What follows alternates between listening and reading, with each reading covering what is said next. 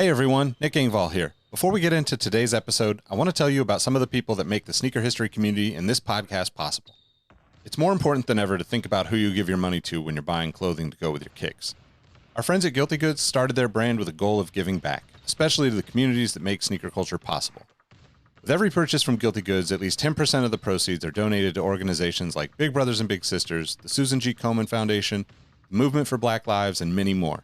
You can save 30% on your order by using the code HISTORY at guiltygoods.us. Again, that's history at guiltygoods.us for 30% off, and you can feel good about your purchase knowing you're supporting a meaningful cause. Sneakers are all about presentation, and if you're like me, displaying your kicks at home or in the office is just as important as when they're on your feet. Sneaker Throne makes sneaker display cases featuring customizable LED lights, drop-side cases to showcase the entire side of the shoe, not just the heel or the toe, the whole shoe.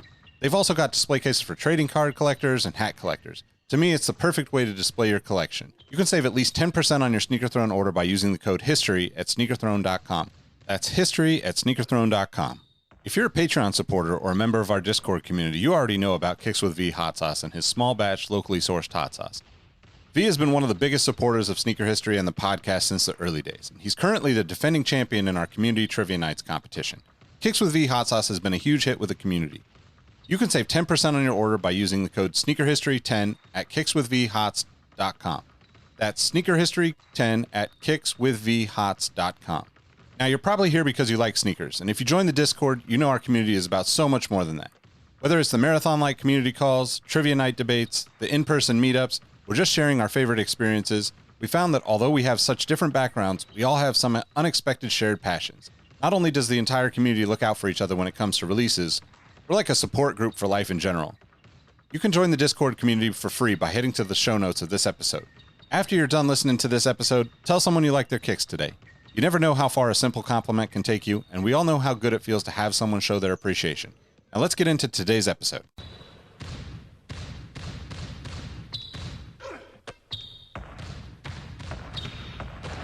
Jordan trying to shake off Starks. Oh, what a move! James with no regard for human life. Final seconds. Bryant for the win. Iverson against Gill. The crowd on its feet. Allen for the win. Welcome to the Sneaker History Podcast. What up, what up? Welcome back to the Sneaker History Podcast. My name is Nick Engvall, and I'm with my guy, Mike Guillory, to talk some kicks. How's it going, Mike? How you doing? Yo, man, it's going good. I ain't got nothing to complain about. How about you? Yeah, no complaints, man. Still cleaning up a lot of puppy poop, but you know, it'll all be worth it someday, I hope.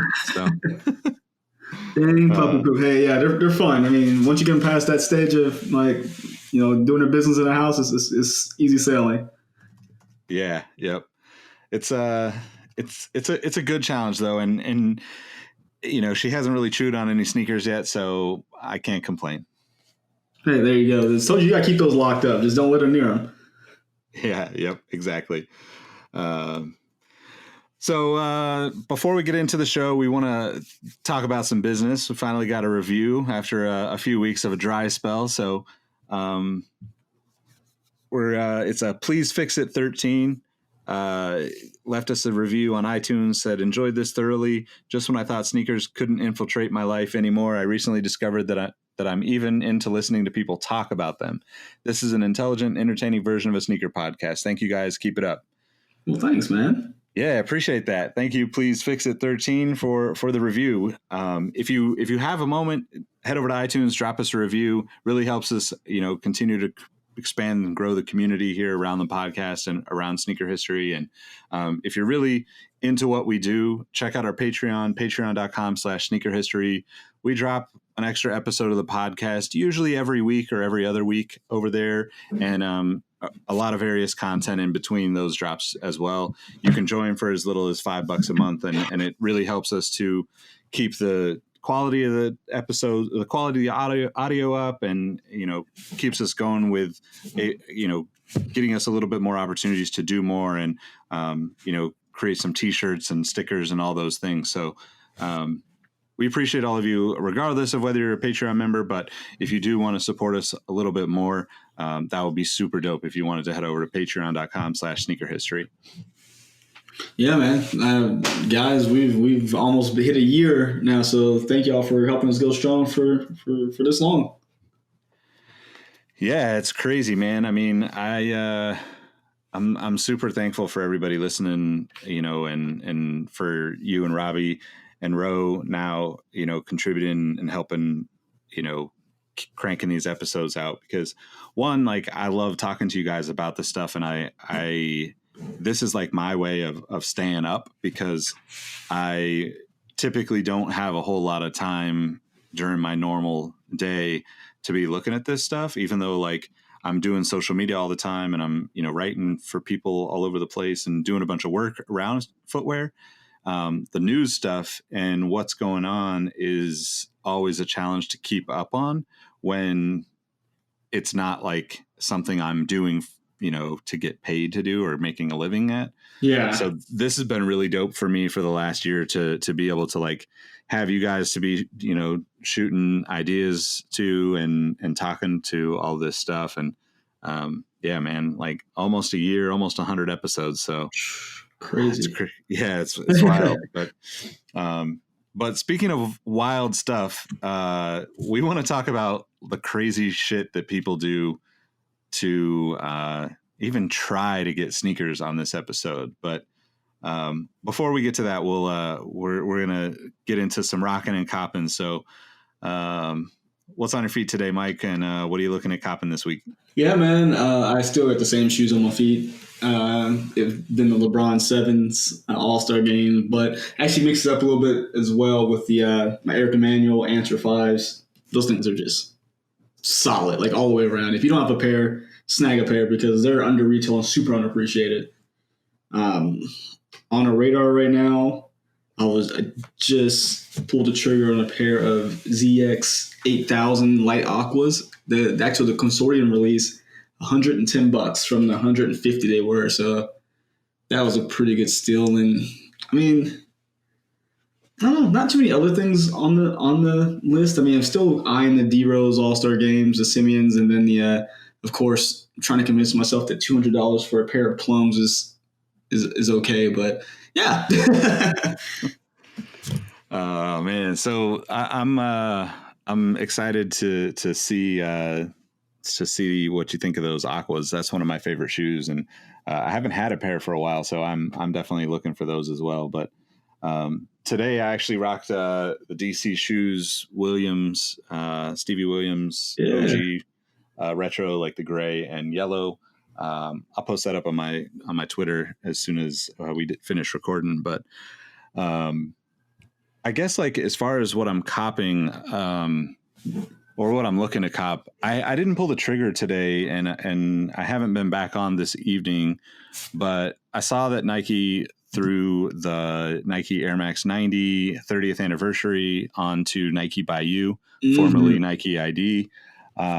We tweeted out some examples on the Sitting Treasure account today, but there's a lot of cool options on there, and I'm a huge fan of the Air Max 90, so that could be the next thing on my kind of radar. I also saw, as much as, like, they're super, super simple, I'm kind of a sucker for them. There's like James Bond 007 Ultra Boost. I saw those. Is just, they're just basically all black, right? And, like a little bit of graphic overlay. The midsole is kind of funky looking. And like the stitching around the toe is pretty dope. It kind of reminds me of like a Neighborhood collab, which is probably why I actually like it. But the details on the tongue, 007 on the heel, I could see those being added to the collection. I'm not sure it's with Ultra Boost at this point. I almost feel like waiting it out is smarter, because they don't seem to be selling as well as they once did. Smart. So we'll see if I actually do anything about this, because they didn't announce when it's coming out, and the movie's not out for another month or two. Yeah. But I'm sure those will be talked about again before they hit retail. Yeah, So, just keep an eye out for them because I know a lot of those Ultra Boosts are going on sale. Like even the you remember Independence Day, um, Undefeated. yeah, yep. Yeah, they're like I think $130 on some resale sites right now. Wow. Yeah, Yeah, that's pretty good. so I mean, Um, definitely patience when it comes to the Ultra Boost. yeah. The other thing that I think is probably something that I want to cop depending on how easy it is the Adidas Copa Nacional, like in that like kind of like classic blue and yellow. I It's like a saw those. skate shoe, like basically like a soccer cleats turned into skate shoes with a gum bottom. I mean, it's just super super clean. So I have a decent amount of Adidas skateboarding stuff. I mean, I love that they just kept with like classic silhouettes. You know, Nike and Adidas both have done this where it's like classic silhouettes, you know, more cushioning. Adidas, I think on that one uses like the cloud foam, but it's got that like kind of classic vibe, but like beefed up for skating. And although I don't skate that much and I'm not very good at it, I do use skateboard to get around. It's definitely an aspirational purchase when I make skate shoe pickups, because I like that's the thing. Like I used to hang out with dudes that skated all the time. I used to take pictures of dudes skating, but I never was really good at it. So like I just defaulted to like hanging out, chilling, and trying to take pictures. And with like size 13 feet, it just doesn't like there's just something like there's a disconnect between like functionality of my feet and a skateboard. So I mean, your foot's like the width of the board is your foot's longer than that. So trying to like balance on there and try to do any trick, like just the pure mechanics are just tough. Yeah. I mean, I can get around. I use it more as a like tool to like, you know, just get around town or get around the neighborhood and go run short errands and stuff like that. Or I might go someplace like, you know, and if I'm just chilling, like, you know, the beauty of like being in Southern California is like I can head to the beach and just roll down, you know, one of the trails along the beach and, you know, the concrete paths that are out there. And that to me is like just as relaxing as anything I could possibly think of doing. So, but that was a long-winded way of saying that I really like these shoes, and I probably will get them at some point. But I guess we're going to start this conversation about the crazy things people do to get sneakers. Sticking with skate shoes. So why don't you talk about this Travis Scott SB release to start us off, Mike? It is so weird. Like I don't really want the shoe. I mean, it's all right. I mean, everybody's going to probably collectively just going to want to slap me in the back of the head. I think they're okay. I like the idea. I just don't think I would wear it that much. So I mean, it's cool. I tried to go for it Saturday when they put the raffle on Travis Scott's website, and so from what I've heard through like the Twitterverse is that since he had a lot of people complaining about the first come first serve for his Jordan 1 lows, or all the other Jordan releases, I should say, he did a raffle this time on his site. That was worse than the first come first serve because signed up for the raffle, got an email, and then as soon as I got the email, I went to the site, the raffle was closed. So I don't know if there was just a bunch of bugs or it just got, you know, botted up real good. I don't know, but I think my real beef is not necessarily I didn't get the shoe because, I mean, if you've been in the shoe game long enough, you know you win some, you lose a lot more, but it's cool. It's all right. But the fact that I looked at the release list of the sneakers and there's literally, you know, he's from Houston area. There are 3 skate shops in Texas, 3 stores in Texas that are getting his shoes. And I just think it's so crazy that, I mean, I know he lives in California now, but there's like 30 shops in California getting them and a couple here. I just think is nuts, but I don't know. I mean, clearly I'm not on the business side, so people much smarter than me, there's reasons behind the madness. I just think it's weird that this is not the first time. I feel like all his sneakers that have released have been very little, limited to begin with, but in the place that he has his own store here, and it is still next to impossible to find a storefront who's actually getting them in the city. So, I haven't heard any crazy. Well, no, take that back. There is one store that me and Nick saw before we started recording. Was at Quarter Snacks in New York, and the only way you can sign up for the raffle, it has to be by phone, and you have to rap a Travis Scott song over the phone to him for you to get a consideration for raffle. Yeah, so I think it's actually I think Quarter Snacks reposted it, but I think it was Andrew's Skate Shop in Florida, Miami. Oh, okay. That did it, but it's it's pretty awesome. I'm sure it could be frustrating, but I don't know. I don't take I don't take L's too personally in the sneaker world anymore. Where at one point I might have. It's just a part of the game, and I think the interesting thing, in terms of like the Travis Scott dunks is that the way that they're releasing it, the way that they put up, the skate shops. We'll put a link in the description, but if you haven't checked it out, it's basically just like NikeSB.com, and you can find the list of all the skate shops that are going to carry it.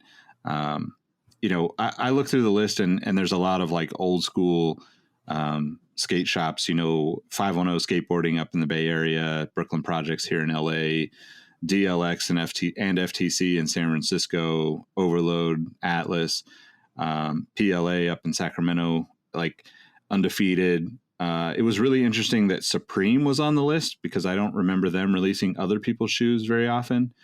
But I think like, just I'm scrolling through, just looking at it, like 303 in Denver, Cowtown out in Arizona. Yeah, West Side Skate Shop out there in Florida, Clockwork in Atlanta, APB in Hawaii. Man, just like Uprise in Chicago, all these or Uprise, Illinois. All these shops have Orchard out in Massachusetts. I've ordered stuff from them before. All these shops are kind of like old school skate, and I think that this is going to be a trend to see pretty heavily in the SB world from now on, because, going back to conversations we've had about like Nike shutting down, the independent retailers and cutting off their business from purchasing, this is kind of the way that they can tighten up that stuff. So you can, they can control that. Okay, cool. It's going to be the concepts and the Atmos of the world and the Extra Butters that get the cool stuff or whatever. Yeah. And I think this is just going to be an ongoing trend that we see. They're just going to kind of funnel more to this because, on some level, this is like probably as core skateboarding as you can get. I know like people are all up in arms because Travis Scott doesn't skate and all this stuff, but like that's the nature of all this stuff, right? Like at some point you didn't skate and then you learned it from somebody else. And I said this when Lil Wayne started skating years ago. If I was rich beyond imagination and had nothing to do other than make music, I would absolutely practice skateboarding half of my time. Oh, I'm right there with you. I'm 100% with you because I sucked at it as a kid. Yeah, exactly. So I can't be mad at him. It's just a part of the process, I think. And I don't know, like, how do you feel about the shoes themselves? They're all right. Before I go into the shoe, there's one point that I feel like no one ever makes that I think is really valid. Everyone talks about, skate shoes, you don't skate, you can't wear them. I know about 99% of the people who put on basketball shoes that couldn't dribble a ball and walk at the same time. So, exactly. If that's going to be the argument, y'all got to stop. Y'all just know we all wearing sandals at this point. Yeah, exactly. No, I'm saying they're all right. I feel like we're utilizing a lot of the same things, which is cool. That's the trend, like the whole cutaway deal. It's cool. I think the only thing that really, when I really sit and look at the shoe, the only thing that kind of turned me off of it, I don't like the actual rope material laces. Um, I think if I would have got a pair, I would have replaced them with just a kind of cream off white, puffy lace that you typically get with SBs. I would have done a replacement of that, but it's the rope lace that look like it'll fray and they're just like braided. They're just weird to me. Yeah, I'm with you. I think the traditional puffy laces are much better. But I'm not mad at these. I just probably wouldn't wear them. Yeah. But yeah. It's like, I mean, I think going back to your point about the raffle. So I was on my phone most of the day, keeping up on it, and I still missed it as well. I think raffles are a safe solution for people, not having, assuming you're trying to avoid any kind of violence or bots or whatever. It's like, at least it's the lesser of evils, I think. It is. But at the same time, it's also like super frustrating, I mean, I don't want to get too Debbie Downer on this, but even just the sneakers app in general, right? When things are raffled, like I can't remember a time that I actually won a raffle on. Oh, I can. Never. I've literally never won sneakers. Yeah. But so we want to talk about a few other crazy ways that we've seen. And I'd love to hear from our listeners and everybody out there what other crazy things you've heard people doing trying to get sneakers. But I think obviously the Andrew skate shop there in Miami making people rap or sing the lyrics to the songs is definitely one of the best so far. And I honestly don't have a problem with people making people do anything. Like if people are willing to do stuff, then that's on them. That's their prerogative. If people are trading in Fear of Gods for Yeezys, in Chicago, I mean, it's whatever. If that's what you're about and you want to be a part of that, like it's an experience to say the least, So one of the others that comes to mind, obviously for me, we talked about on a previous episode, but that whole kind of, I forget who it was, but we'll link to all these. I'll put all this on the website too, so you can see them all. But I know Burn Rubber having people eat like crazy, bugs and stuff, insects and stuff in order to get the Fearless. Was it Fearless Jordan ones? Yeah. Fearless pack. I just don't remember which ones it was. I think. Yeah, it was a few months back, but it's so crazy that I don't think that the person that originally posted it said that they were eating bugs for a chance to purchase the shoe, which that's a little bit extreme. Now, if you're like, hey, you're in line and, you can choose if you're the first, 20 people, you got to eat a bug to buy the shoe, whatever. It's funny. It's internet fame. It's an attempt at internet fame by Burn Rubber, I guess. But I don't know that there's anything wrong with it. It's just kind of corny to me.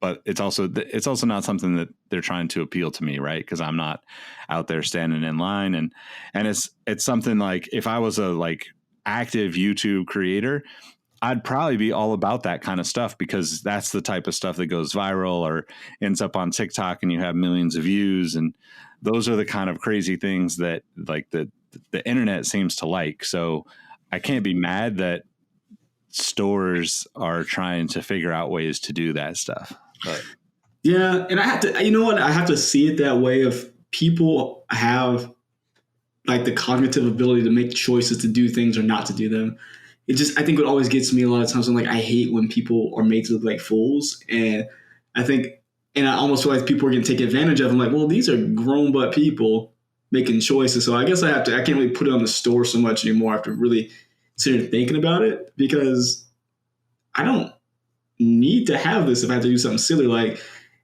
the whole Yeezy thing, I laugh because I wasn't even mad at the guys on the truck that were requesting the trade, because I laugh because like these are grown men out here, but taking their shoes off in this 3-degree weather, your feet go fall off from being frozen, and trying to get this shoe. And same deal, the people eating the bugs. I mean, yeah, I think people are kind of exploiting people for it, but you're making a decision to do it. So if you're gonna do it, I mean, get your 15 minutes, I guess. Yeah, exactly. That's how I kind of feel about it. You want to run through like a couple of the others that we pulled up real quick? Yeah. So we got another one that I think a lot of people like recently. Well, I mean, they should remember because it happened a couple of weeks ago, and not necessarily something weird that they had to do, but the fact that a store told them basically what they could or couldn't do with their purchase. And this is going back to another SB dunk, and this one's the Strange Love dunk that really had people kind of up in arms for because of the weird sneakers release. So it seemed like people didn't have a chance to buy because there are a lot of look like there were like extra bugs happening on sneakers that day. But there's one particular store called Clockwork. I'm not quite sure where it's located, but basically you got in line, did your raffle, whatever. You bought the shoe, but they would not give you the box. Now, I think that's really crazy because half the presentation for that sneaker was the box, because it was a different type of box look like. It was really cool. But I'm not sure if that was just maybe press, maybe like a special press box or friends and family box, but the box for the Strange Love dunk was really cool. And the fact that the store told me I can't, or when I say told me, I mean the general public, that you can't have the box with the shoes. We'll give it the laces and everything out of it, but we're not going to give you the box because we don't want you to resell it. So I think it kind of sucks because, I mean, I kind of have a weird thing. I keep all my boxes generally, which is a problem for storage, but for people like me who actually like the boxes, I think it kind of sucks that someone told me, oh, I can't have it because I think you're going to resell it. Yeah, I think that's like one of the weirder ones, right? Like taking away the box to me, especially when the box is like super dope like that one, or even like the Travis Scott's box, is like that striped box, and I think it looks super dope. I mean, it's not huge because I would want to be wearing the shoes, but at the same time, like I like the creativity that comes in the whole package, right?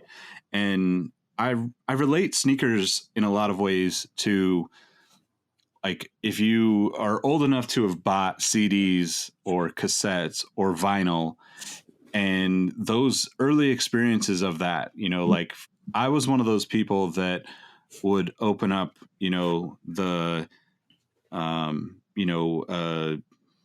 remember like the first couple of like cassettes that I got, Public Enemy, NWA, Guns N' Roses. I would open up those cassettes and I would flip through and I would read all the names in those little pamphlets, that the fold out, brochures that came in the cassettes.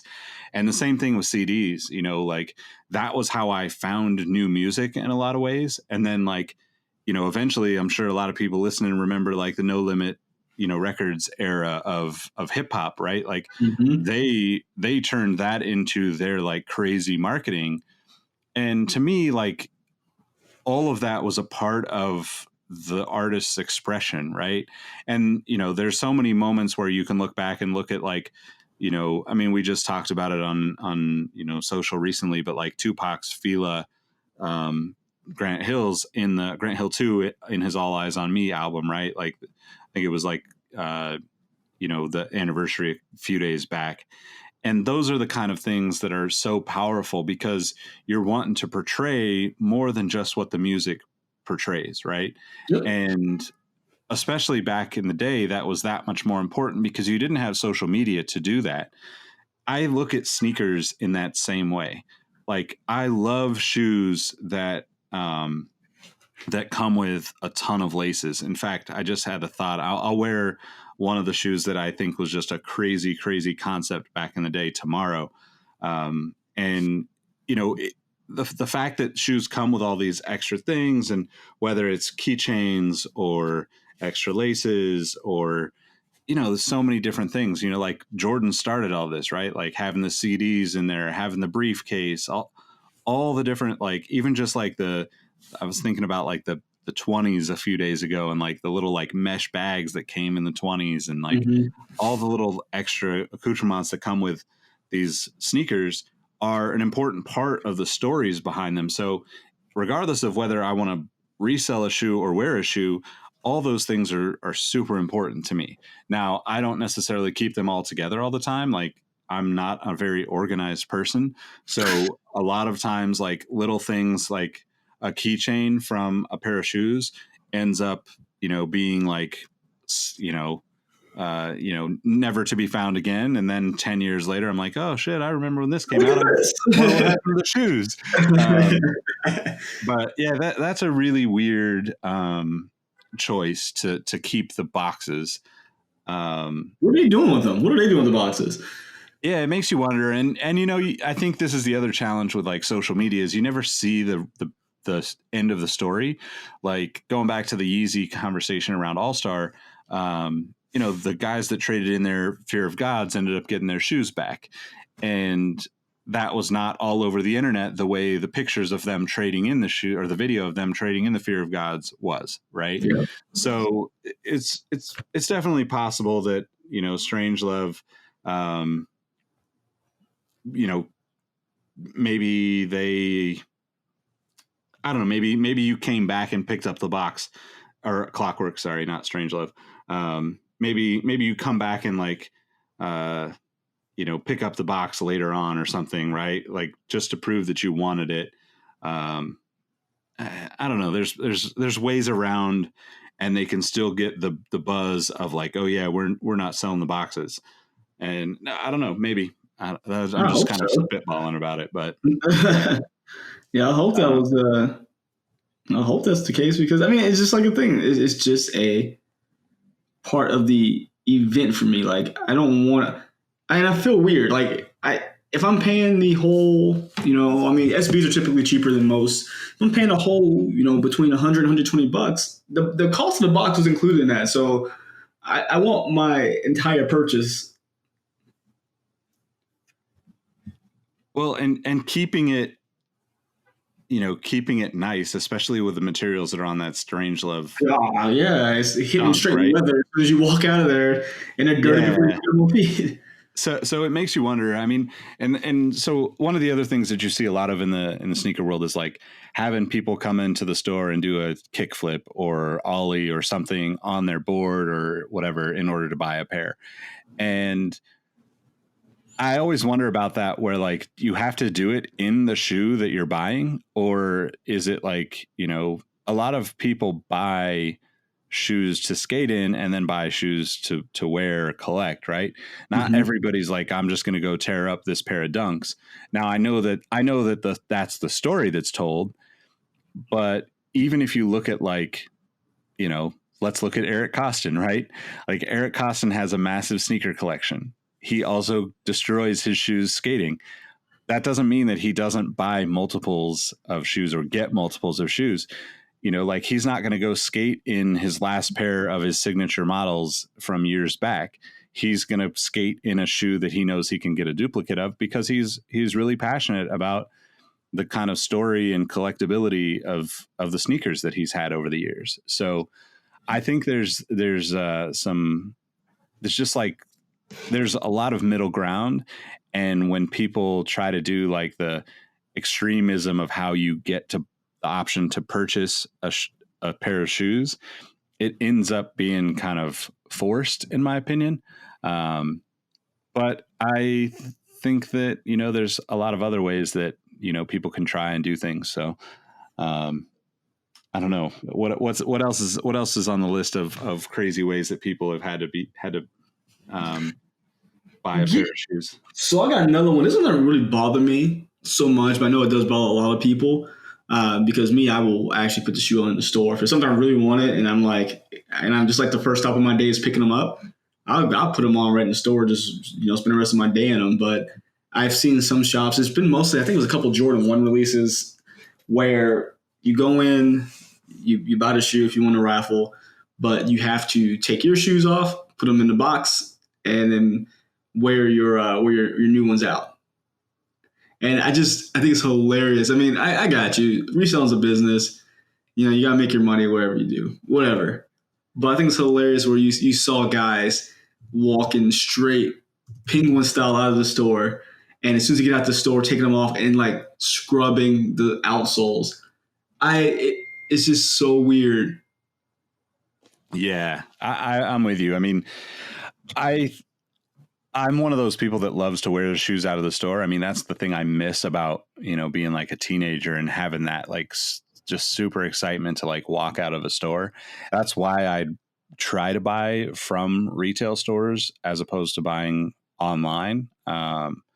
Which, going back to the Travis Scott thing, I do think that it's cool. I mean, it's disappointing for a lot of people that it's not available on sneakers. And I understand that because I've lived in places that are not anywhere near those stores. But I also respect the at least attempt to bring it back to the community of skateboarding. And I think SB usually does a really good job of that. But the Jordan stuff is really fascinating to me too, because a lot of Jordan 1s, people, I'm not, trying to call out people or anything, because I do the same thing where like a Jordan 1 is almost like one of those things where I'm willing to buy the shoe if it looks good and I think I will wear it. And then if I don't wear it over, the course of a few weeks or months, I might sell it, because if I didn't wear it, right away, then the odds of me, wanting to wear it down the road are probably lower than I thought. But one thing I will probably never do to get a pair of Jordan 1s is wear mismatched Jordan 1s in order to enter a raffle, which was something that happened back in December at Mortar in Tokyo, where you had to come into the store wearing 2 different pairs or mismatched Jordan 1s in order for a chance to buy the Lance Mountain Nike SB Jordan 1 lows. I don't know. What do you think about that one, Mike? I mean, again, that's one of those really like non-invasive ones to me where I'm just like, all right. I mean, if it's something I really want and they're not asking me to do something insane like a kickflip, I haven't done a kickflip in, how old am I? 30?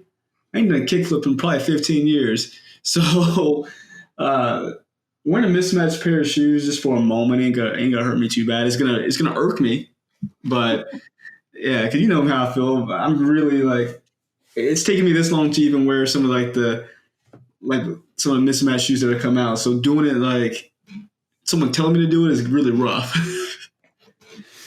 Yeah, I mean, I don't go out of my way for sneakers, and maybe I'm like the weird one in this whole world of sneakers. Nah, you're not. But like, I mean, I've been into sneakers for longer, for more of my life than I've been not into sneakers. And, so I've never camped for a pair of shoes. It's not my thing. I've definitely lined up really early, potentially, maybe overnight sort of, but, never like full on, like bring the tent out, and even then, like it's very few times. I guess like, from a social perspective, like I wouldn't have a problem wearing mismatched Jordan 1s if it was a shoe that I really wanted. But I also don't have the like super crazy, I have to have this right now mentality very often. There's a few shoes that I wanted, that I've wanted and we're like, okay, I'm going to do whatever it takes to get these. And it's either like get them online or, line up early, or, on a very, very, very rare, probably less than 3 times I've paid resell for shoes that I wanted that I missed out on. But typically that's not like my vibe. And I don't know. Like, I think the thing about that for me would be like, if like let's say you and I lived in the same city, and, just as an example, shattered backboards are dropping. Like, Yeah. okay, cool. Like, I would go hang out with you and, be on your YouTube videos and, grab a pair. Right. Yeah. So in that case, like there's other motivating factors for me to be in that line and be up early or wear mismatched shoes or try to do a kickflip or whatever those things are. But for the most part, like, it's just not that serious for me. And I don't know, maybe hopefully I'm not disrespecting anybody that's sitting in line, for a raffle or a release right now. But, I think I'm not the only one that feels this way. Oh, dude, I'm right there with you. My actual time is way more valuable to me doing other things than standing in the line in whether it be extreme heat or extreme cold or overnight with people I don't know. Like, you made a good point. Typically, like, people I know down here aren't into sneakers like I am, so I'll basically be there by myself. But you made a good. If I had like, oh, it was like you or Robbie, like, oh, cool, yeah, I go hang out for a while, and it wouldn't be as much of a blow to me because I'm like, oh, I'm just hanging out with some buddies. But yeah, man, I can honestly say that if there's moments I really, really want something, I will try a couple avenues to get it. If I don't get it, I just have to move on because something's coming out next week. And a lot of times this stuff re-releases and certain things. I mean, there's not everything that's going to re-release, but I mean, best example was the All-Star Game LeBron 7s. I wanted them 10 years ago when they came out. In college, had no money to buy them. All right, cool, move on. Kept thinking about buying on resale where they were like $350. I'm like, I don't want them to fall apart. And I spent $350 on it. And lo and behold, I got them for retail. So my thing is, like, I use my time valuably in other places and I still got what I wanted. Maybe later, but there's just, I mean, sneakers, we have to remember it's a hobby. It's like something we like. Even though we do this, like we do our podcast, because we like to talk about sneakers, but we still live our normal, 9-to-5 lives and with our families and stuff. We don't let it engulf us to where we're sleeping in sleeping bags on the sidewalk at this point, waiting for a release at some, random store. Yeah, I think it's, I think it's all fun and games, right? It's like, if you're hanging out with your friends, going to cop something, and you gotta, eat bugs or do a kickflip or wear mismatched Jordans or wear a shoe straight out of the, or give up the box or give up whatever in order to get a shoe, no worries. If that's what you want to do, make a memory out of it. And I think that's the important part. I will say, before we get out of here, that the craziest thing that I can remember ever hearing about, obviously, the biggest thing around sneaker releases and the challenges that all of the different ways that these releases happen, the challenges, come in an effort to keep the violence down, in my opinion. Like, I just believe that all of these stores are trying to avoid having, their name put in the news if somebody gets in a fight or worse. And props to everybody for that, because that's the number one priority, especially because a lot of these shoes are younger kids wanting to buy them. And, at the end of the day, like, nobody should be getting hurt over a pair of sneakers. On the flip side of that, the craziest thing that I can remember ever reading about a person trying to cop a pair of shoes was from the Galaxy Foam release. And there was a Craigslist ad, and I don't remember where exactly it was. I think I think it was in New York. It was either in New York or LA because nobody's crazy enough in any other place to do this. Florida would be. Could be Florida, yeah. But basically, there was a Craigslist post that said, looking to trade my car, 96 Chevy Cavalier, for a pair of Galaxy foam posits in a size 10.5. Yes, car for sneakers. Car will come with a full tank of gas also. Nothing fake about this deal. You give me your pair of Galaxy foam posit size 10.5. I give you my car, keys, clean signed title, and I'll even fill out the bill of sale. I'll even drive it to you. The picture's the actual car. Picture was not photoshopped or enhanced in any way. It's taken with my cell phone. Use the car to drive me to work every day since I bought it. Nothing wrong with it. I bought the car from the original owner in October of last year. He never smoked. I don't smoke. The car is smoke-free. Has an alarm, a 10-disc CD changer, anti-lock brakes, power locks, air conditioning, and the interior is clean. Call or text me. So God, that was a better description than going to the dealership. Yeah, it's pretty solid, man. I wonder if this guy ever got his Galaxy foams. I kind of hope he did. I hope so too. So he is from New York. It would be really hard to hunt him down. But if anybody has a way to actually find this guy, we'll put a link in the description to the original story. Obviously, the Craigslist ad is long gone at this point. But this is back in 2012, All-Star Weekend 2012, when the Galaxy foams originally released. And I mean, I've seen some other crazy stuff that is a little too X-rated for the podcast. And I'm sure many of you remember some of that stuff that popped up on Craigslist over the years. But this Galaxy foams in hindsight, like, I also still would rather have the Galaxy foams over the Chevy Cavalier. But 100%, because I think at that point they stopped making Chevy Cavaliers, so he was going to be winning by getting rid of that car and getting the foams. Yeah, yep. So, but yeah, that's a kind of a crazy list of things that people have done for sneakers. If you've got any that we haven't heard of, definitely let us know. Hit us up on Twitter, Instagram, Facebook, wherever is convenient for you. I think we probably have been more active on Twitter lately. But obviously we're on all the platforms trying to connect with you guys and hear your stories as well. And maybe we can get some of you listeners on the podcast in this upcoming year, because that's definitely something that I would like to try to do at some point. But anyway, I don't know. Anything else you got, Mike? What's next in the pipeline for the YouTube channel? So next up, I will have another video kind of going over my complete giddiness of these LeBron 7s.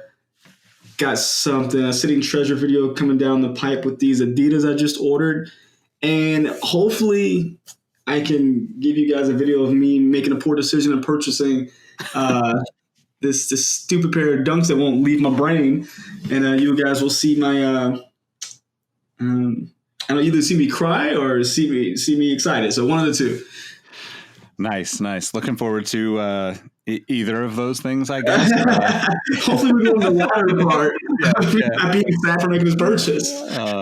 But yeah, actually, you mentioned Sitting Treasure. So if you guys don't know, we run another account called Sitting Treasure. It's on Facebook, Twitter, and Instagram. I've been obsessed with kind of vintage stuff lately. I've been posting a lot of jerseys, tees, just stuff that, either stuff that I find while I'm out and about here in LA, or just shops around the world that are posting interesting stuff to their accounts and reposting.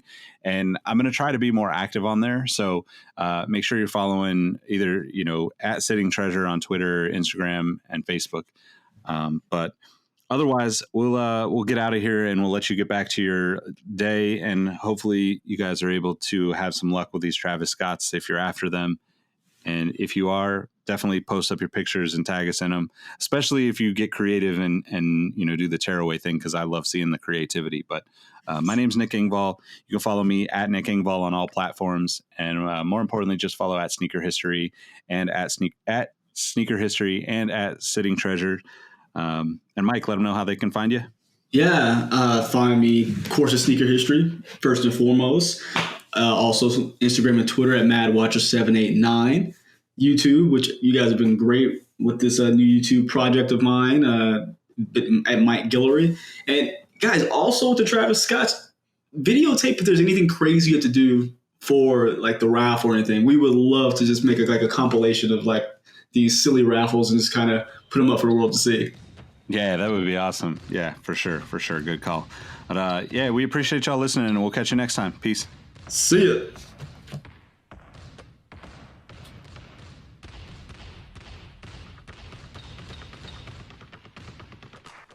Hey everyone, this is Nick again. Before you take off, I wanted to ask a couple favors of you. If you're interested in more content from the Sneaker History crew, become a member of our Patreon page where we post daily content, drop exclusive episodes, and host monthly giveaways. We'll even help you hunt for your grails. Check us out at patreon.com/sneakerhistory. Also, make sure you sign up for our email newsletter at sneakerhistory.com/email. We send out weekly updates on the footwear business and what we're working on here at Sneaker History. Last but not least, take a second to tell someone you like their kicks today. You never know how much it means to someone, and it might even plant the seeds for something even bigger. As always, we appreciate you, and we'll catch you next time. Peace.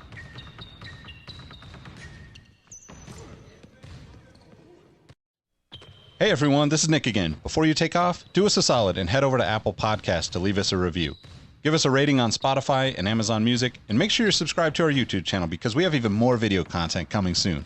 Speaking of new content, we have an amazing community of sneaker enthusiasts that hang out in our Sneaker History Discord on a daily basis. While sneakers is a connection point that brought us all together, we've all discovered countless shared passions that we have in common with each other. We recently launched a couple of new podcasts directly from our community. One of them is a Formula One podcast. If you're an F1 fan like me, the Exhaust Notes podcast is your weekly fix of Formula One fun. It's hosted by myself, Rohit Malhotra, and Todd Yates. New episodes drop every Tuesday. I've been wearing fitted hats for years and collecting my favorite teams since I was a little leaguer. It has been awesome to see so many new fans getting into fitteds in recent years.